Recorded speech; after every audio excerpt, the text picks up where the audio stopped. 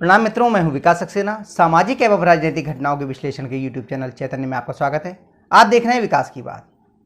बीती 11 जुलाई को आए सुप्रीम कोर्ट के एक फैसले के बाद जो लोग बहुत खुशियां मना रहे थे, जिन्हें लग रहा था कि अब तो ईडी का जो खतरा है विपक्षी नेताओं के ऊपर से, भ्रष्टाचारियों के ऊपर से, वो कुछ कम हो जाएगा, उनको एक बार फिर सुप्रीम कोर्ट से गहरा झटका लगा है। सुप्रीम कोर्ट ने आज अपनी सुनवाई में सरकार की दलीलें सुनने के बाद ये फैसला दिया है कि अब ईडी के डायरेक्टर संजय मिश्रा 15 सितंबर तक अपने पद पर बने रहेंगे। और ये खबर बाहर आते ही वो तमाम बुद्धिजीवी, पत्रकार और राजनेता बौखला गए हैं। उनमें घबराहट साफ दिखाई दे रही है। अब उन्हें लग रहा है कि अगले 45 दिनों में जो एक्सटेंशन मिला है संजय मिश्रा जी को, उसमें पता नहीं क्या क्या गजब हो जाएगा। कौन कौन सी नई फाइलें खुल जाएंगी, कौन कौन से भ्रष्टाचारियों के खिलाफ मुकदमे दर्ज हो जाएंगे, उन पर छापे पड़ जाएंगे। और इसको लेकर वही जैसा कि हमेशा होता है, बुद्धिजीवियों का वर्ग फिर से चालू हो गया है, अपने वीडियो बना रहे हैं, अपने वक्तव्य दे रहे हैं, ताकि ये माहौल बनाया जा सके कि ईडी के डायरेक्टर के पक्ष में या उनके 45 दिन के कार्यकाल को बढ़ाने को लेकर के जो फैसला आया है सुप्रीम कोर्ट का, वो त्रुटिपूर्ण है। कल जब सुप्रीम कोर्ट ने सरकार ने अपील की थी उसमें कि भाई अपने फैसले पर पुनर्विचार कर लें, जो 31 जुलाई तक उन्होंने ईडी डायरेक्टर को हटा के नया ईडी डायरेक्टर नियुक्त करने की बात कही थी, उसके बाद में उस अपील पर आज सुनवाई हुई। सरकार की तरफ से सॉलिसिटर जनरल और अन्य अधिवक्ता खड़े हुए और सामने यानी अपीलकर्ता की ओर से जो ये चाह रहे थे कि ईडी के डायरेक्टर हटा दिए जाएं, संजय मिश्रा का जो कार्यकाल है वो खत्म कर दिया जाए, उधर से अभिषेक मनु सिंघवी, प्रशांत भूषण और तमाम जो है वो अधिवक्ता खड़े हुए थे। बड़ी लंबी चौड़ी बहस चली। अभिषेक मनु सिंघवी ने भी बहुत बड़ी बड़ी बातें कहीं, इधर से सॉलिसिटर जनरल ने, तुषार मेहता जी ने, तमाम बातें हुई और अंत में फैसला जो आया वो आपको बता चुका हूँ मैं। सुप्रीम कोर्ट से ये फैसला आने के बाद अजीत, अंजुम और तमाम पत्रकार वो वीडियो बनाने में डट गए हैं ताकि ये विमर्श खड़ा किया जा सके कि सरकार ने ईडी डायरेक्टर संजय मिश्रा के लिए देश की शान पर बट्टा लगा दिया है। अजीत अंजुम ने जो वीडियो बनाया वो मैंने पूरा देखा, बहुत ध्यान से देखा। उन्होंने अपने वीडियो की शुरुआत जानते हैं आपने किस शब्द से की? उन्होंने कहा, मोदी सरकार को क्यों चाहिए यही ईडी डायरेक्टर? इसका जवाब हमें भी चाहिए और सब लोगों को चाहिए। इसलिए चाहिए, आपको नहीं मालूम है, दुनिया को मालूम है, पूरे देश को मालूम है, सब जानते हैं कि ईडी डायरेक्टर ने और ईडी ने संजय मिश्रा के मुखिया बनने के बाद जिस तरह से कार्रवाइयां की हैं, तमाम भ्रष्टाचारियों पे नकेल कसी है और अपने छापों में नोटों के पहाड़ बरामद किए हैं। इसलिए सरकार चाहती है कि एक ईमानदार अधिकारी पद पर बना रहे। लेकिन आपको ये बात समझ में थोड़ी आएगी। आपको तो लग रहा है कि भाई ईडी की जो कार्रवाई है, भाई चलो इक्वेट करने के लिए कुछ तो बीजेपी के पकड़ो। लेकिन ये तो बीजेपी के नेताओं को तो यूपीए की सरकार में भी नहीं पकड़ा गया। आपको समझ में नहीं आ रही। मैंने पिछले वीडियो में भी अपने ये बात कही थी। तो एक अपने साथी, एक बड़े जो एहन सिंह जी हैं, पत्रकार हैं, वरिष्ठ पत्रकार हैं, उनके साथ उन्होंने आए। तो एहन सिंह जी बार बार एक ही बात कहते रहे कि सरकार की किस दलील पर इनको बहाल किया गया। कि सरकार ने ये कहा, सॉलिसिटर जनरल ने, कि साहब ऐसा है कि जो ईडी डायरेक्टर हैं वो हवाला और मनी लॉन्ड्रिंग, टेरर फंडिंग से संबंधित चीज़ों पर जो है वो काम कर रहे हैं, वो कई जांचें कर रहे हैं। अगर इनको हटा दिया जाएगा तो ये जांचें प्रभावित होंगी और इसके अलावा अगर इनको हटा दिया जाएगा तो देश की साख जो है वो घट जाएगी।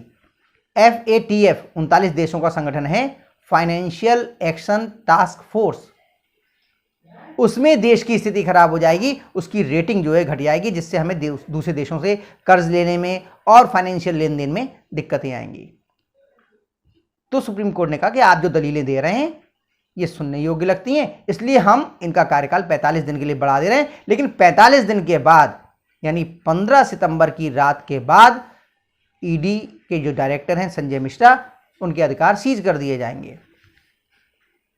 तो एन सिंह जी कह रहे हैं अपने इस वीडियो में, जो अंजुम जी का है, अजीत अंजुम जी का, कि देश की सरकार ने ये कहकर कि अगर हम संजय मिश्रा को पद से हटा देंगे तो देश की शान घट जाएगी, ये कह के ही उन्होंने देश की शान घटा दी कि क्या देश का शान इतनी कम है, या देश की पावर जो इतनी कम है, जो 3.7 ट्रिलियन डॉलर की इकोनॉमी है, मोदी जी दुनिया भर में घूम घूम करके देश की शान बढ़ा रहे हैं, देश का रुतबा बढ़ा रहे हैं, क्या एक ईडी के डायरेक्टर को हटा देने मात्र से उस देश की शान पे बट्टा लग जाएगा, उसकी रेटिंग कम हो जाएगी? बिल्कुल हो जाएगी। ये निगेटिव प्रभाव जाएगा। देखिए, याद कीजिए 11 जुलाई को जब सुप्रीम कोर्ट का फैसला आया था तो आप ही के साथी लोग, पुण्य प्रसून वाजपेयी जी, अभिसार शर्मा जी और तमाम लोग किस तरह से बातें बना रहे थे कि देखो सरकार की साख को, सरकार को फटकार लगी। क्या था वो फैसला? ध्यान कीजिए, मैं फिर एक बार आप लोगों को याद दिला दूं। उस फैसले में सुप्रीम कोर्ट ने उस कानून को वैध माना था जिसके आधार पर संजय मिश्रा की नियुक्ति की गई थी, उनको एक्सटेंशन दिया गया था। लेकिन यह कह दिया था कि ये कानून या ये जो प्रावधान है ये संजय मिश्रा पर लागू नहीं होगा, उन्हें इसका लाभ नहीं मिलेगा। एक व्यक्ति को उसके लाभ से वंचित किया था। सुप्रीम कोर्ट के बहुत सारे ऐसे फैसले हुए हैं जिन पर तमाम तरह के सवाल उठे। मैं बार बार कहता हूं कि जिस तरह की टिप्पणी नूपुर शर्मा के केस में सुप्रीम कोर्ट द्वारा की गई थी, उसके बाद सुप्रीम कोर्ट को अपने फैसले पर से पलटना पड़ा था। याद कर लीजिए उसको।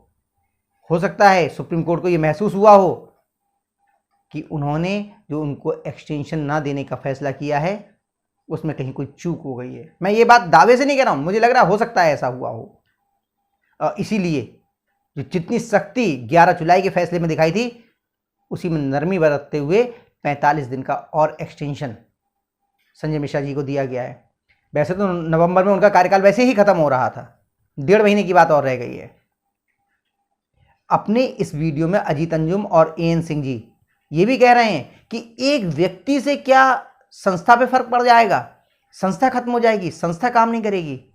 तो याद कीजिए, गृह मंत्री अमित शाह जी ने कहा था कि ईडी एक संस्था है, उसके मुखिया के पद पर जो भी रहेगा वो अपराधियों, भ्रष्टाचारियों के खिलाफ उतनी ही सख्ती से काम करेगा जितनी सख्ती से उसे करना चाहिए।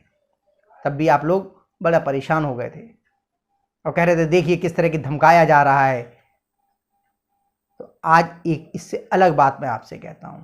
संस्थाएं होती हैं, संस्था में जो भी व्यक्ति पद पर होता है उस व्यक्ति को पद पे काम करना चाहिए, लेकिन व्यक्तियों का भी फर्क पड़ता है। एक मैं बहुत आपको बढ़िया सा उदाहरण देता हूं। याद कीजिए, चुनाव आयोग तो देश में आजादी के लगभग तुरंत बाद से है, लेकिन इसकी साख किसने स्थापित की? टीएन शेषन जी ने। जब वो मुख्य चुनाव आयुक्त बने तो उन्होंने बताया कि मुख्य चुनाव आयुक्त होता क्या है और चुनाव आयोग क्या होता है, उसकी ताकत क्या है। और उसके बाद से आज तक लगातार चुनाव आयोग की ताकत के आगे सारे के सारे राजनीतिक दल नतमस्तक हैं। तो इसलिए मैं कह रहा हूं आपसे, व्यक्ति का भी महत्व होता है। ऐसा नहीं है व्यक्ति का महत्व नहीं है, कौन कितनी दृढ़ता से अपने कर्तव्यों का पालन करता है इसमें बहुत सारी चीजें निर्भर करती हैं। ये बात सही है भाई, कोई व्यक्ति हमेशा किसी पद पर नहीं रह सकता। संजय मिश्रा जी को भी एक दिन हटना ही होगा।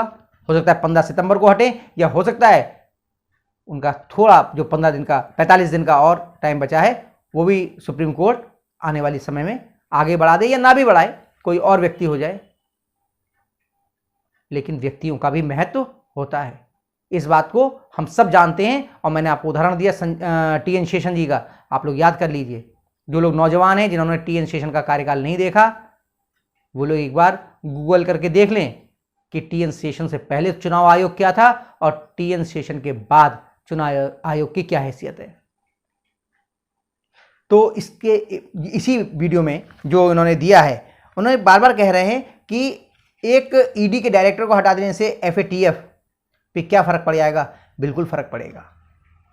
एक बहुत ही स्तरहीन कंपनी जिसे अमेरिका ने अपने देश में किसी भी प्रकार की रिपोर्ट जारी करने पर रोक लगा रखी है, जो खुद कहती है कि मैं शॉर्ट सेलिंग करके शेयर मार्केट से पैसे कमाती हूं, हमारे द्वारा पैसे कमाए जाते हैं।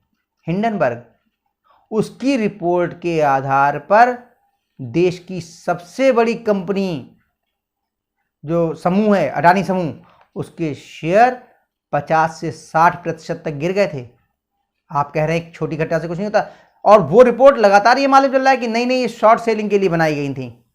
और विपक्ष आज भी उन्हीं रिपोर्टों के आधार पर सरकार को और अडानी को घेरने की कोशिश कर रहा है। सोचिए, व्यापार ही नहीं होगा तो देश तरक्की कैसे करेगा? जो व्यापारी हैं, जो व्यवसायी हैं, जो उद्योगपति हैं, उनको आप डिस्क्रेडिट कीजिए, उनके आप मान मर्दन कीजिए, उन पे झूठे सच्चे आरोप लगाइए, मनगढ़ंत आरोप लगाइए, और फिर ये उम्मीद कीजिए कि देश तरक्की क्यों नहीं कर रहा है। लगता है कई बार कि ये लोग पता नहीं किसके साथ हैं। ये देश की तरक्की चाहते भी हैं या नहीं चाहते। इन्हें आपत्ति संजय मिश्रा से है क्यों? क्योंकि क्या उन्होंने जिन लोगों को पकड़ा है उनके पास से नोटों के अंबार नहीं मिले हैं? इनको नहीं दिखाई दे रहा है। लेकिन ये चाहते हैं कि संजय मिश्रा हट जाएं और ईडी एक बार फिर नख और दंत विहीन संस्था बन जाए। याद रखिए, सुप्रीम कोर्ट ने कभी नहीं कहा कि ईडी सरकार के पिंजड़े का तोता है, जबकि पिछली सरकार में जब यूपीए की सरकार थी तो इसी सुप्रीम कोर्ट ने सीबीआई को पिंजड़े का तोता कहा था।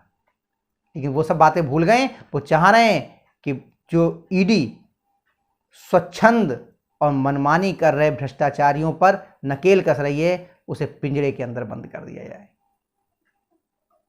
तो आज के अंक में बस इतना ही। अगले अंक में हम लोग फिर मिलेंगे, तब तक के लिए अनुमति दीजिए। आपसे अनुरोध है कि अगर आपको ये वीडियो पसंद आया हो तो इसे लाइक कीजिए, शेयर कीजिए, और हाँ, अगर आप इस चैनल पर नए हैं तो आपसे ये भी अनुरोध है कि इस चैनल को सब्सक्राइब करने के बाद नोटिफिकेशन का बेल आइकन अवश्य दबाइए। धन्यवाद, प्रणाम।